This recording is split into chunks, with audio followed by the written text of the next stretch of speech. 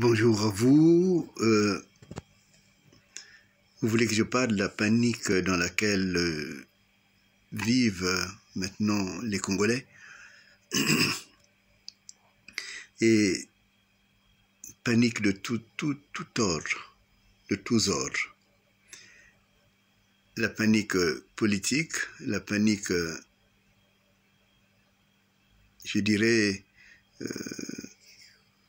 patrimoniale, puisque la terre c'est aussi un patrimoine, c'est d'abord le premier patrimoine que nous avons en naissant, et panique aussi dans tout ce qu'on découvre du passé des personnes qui souvent s'étaient mises au-dessus de tous. Bonjour à vous, bonjour, quelle que soit l'heure, ou bonsoir, quelle que soit l'heure à laquelle vous allez écouter la vidéo, je voudrais vous dire que je vous aime et je pense que le moment est venu de commencer à penser la vie du Congo, des Congolais en termes d'amour. Parce que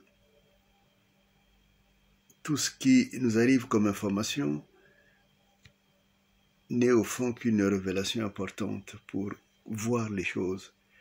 Et pour changer les choses, il faut les voir, il faut les connaître.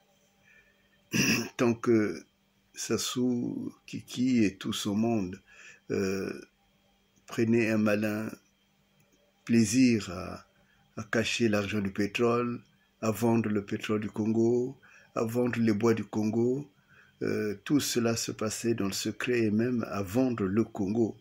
Tout cela était toujours dans le secret. Et extérieurement, on faisait semblant de dire aux gens que tout allait bien. Or, en réalité, rien ne va. Et il a fallu qu'il arrive ce problème de... C'est même pas un problème, cette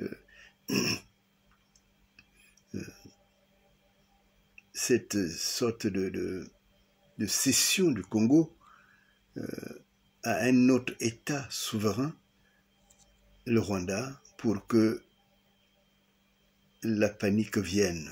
Quand j'en appelais à la conscience de tous, quand je disais que nous sommes en danger, et cela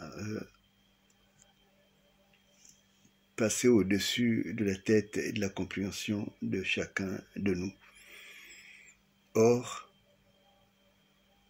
quand on commence à parler de la partition du Congo et que ceux qui sont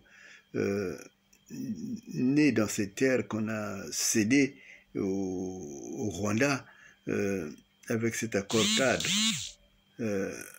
constate que ce qui se passait ailleurs, ce qui se passait par exemple en pays d'Elari ou ailleurs, dans la réalité, peut se passer dans mon village, peut se passer dans ma ville.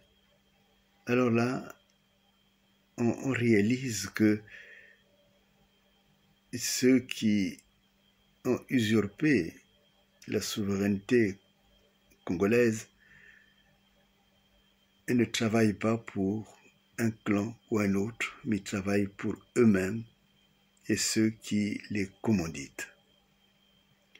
Donc c'est très important et je dirais que c'est même un cadeau du ciel. Et cela montre bien qu'en effet, il n'y a rien de caché qui ne vienne à la lumière. Et ce cadeau qui est une annonce de malheur, d'un grand malheur du Congo, est là, est révélé au grand public pour que l'éveil de conscience se fasse. Parce qu'on ne peut rien faire, on ne peut pas pousser quelqu'une, à s'émanciper, à agir, à se réveiller même, s'il n'y a pas de raison, s'il n'y a pas un choc. Et ce choc est arrivé. Alors, comme on dit, un malheur n'arrive pas seul, voilà qu'on parle des personnes. on se rend compte que beaucoup de personnes ont été même des meurtriers. Et aujourd'hui, ils demandent à ce qu'on leur fasse caution d'une sorte de droit à diriger le Congo. Et comme si cela ne suffisait pas, on reçoit des critiques, mais très acerbes, des compatriotes africains qui ne comprennent pas que les Congolais soient incapables de renverser Sassou, soient incapables aussi de tracer un avenir, surtout dans ces moments où l'Afrique est en ébullition, de tracer un avenir pour eux-mêmes et pour leurs enfants. Et j'avoue que tout cela est difficile. Mais ne paniquez pas. Il fallait que les choses, on arrive à la lumière. Et on dit que tout ce qui est lumière, y compris en politique, tout ce qui vient à la lumière devient lumière. Et devient source de raisonnement. La seule chose à laquelle il faut veiller, c'est que c'est vous qui êtes les souverains. Les souverains primaires, c'est vous. Ce sont ceux-là qui sont nés dans cette terre, qui ont mission de protéger cette terre. Et madame, monsieur, vous en faites partie.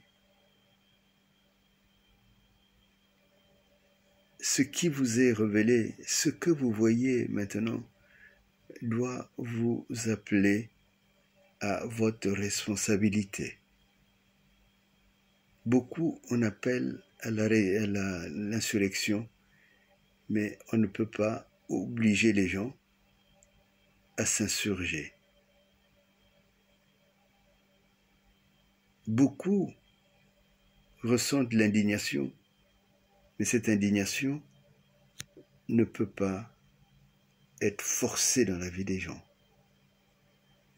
Moi, j'ai envie de dire, vous êtes, et nous sommes tous, en tant que Congolais, dans ce moment où parfois on peut se sentir inutile, incapable. Mais c'est cela qui a été inculqué pendant longtemps, pendant plus de 20 ans. Ce sentiment d'incapacité. Mais ce n'est qu'un sentiment. Vous êtes capable. Et il faut que, quand je vous dis que vous êtes capable, que cela aille chercher votre ego. Souvent on dit, et j'entends, que les Congolais sont remplis d'ego, il faut casser l'ego. Moi j'ai envie de dire, parlez à votre ego. Dites à votre ego que c'est par vous que le changement arrivera. Parce que cette terre est la vôtre. Parce que les souffrances sont celles que vous ressentez et recevez. Parce que les appels téléphoniques pour ceux qui sont à l'étranger, parfois sont lourds. C'est toujours pour demander de l'argent, alors que nous avons un pays riche. Tout cela demande que vous preniez conscience que les vrais souverains, c'est vous. La vraie souveraineté, c'est la vôtre. qu'il faut apprendre à travailler avec les autres. Il ne faut pas couper, diviser inutilement. Il faut maintenant œuvrer de telle façon que vivre ensemble soit possible. À côté de cet ancien qui est en train de s'écrouler, surtout ne vous y accrochez pas parce que vous allez tomber. Dans peu de temps, tout cela finira. Mais il faut que vous accueilliez le nouveau. Et le nouveau vient de votre cœur. Votre cœur est précieux. Apprenez à travailler avec amour avec les autres. Parce que la haine a trop prédominé, la haine a été trop semée. On est du nord, on est du sud, on est tout ce qu'on veut. Mais nous avons un Congo qui est en train de mourir. Acceptons qu'il meure, ce Congo-là. Et accueillons le nouveau Congo. Vive le Congo. et je vous aime.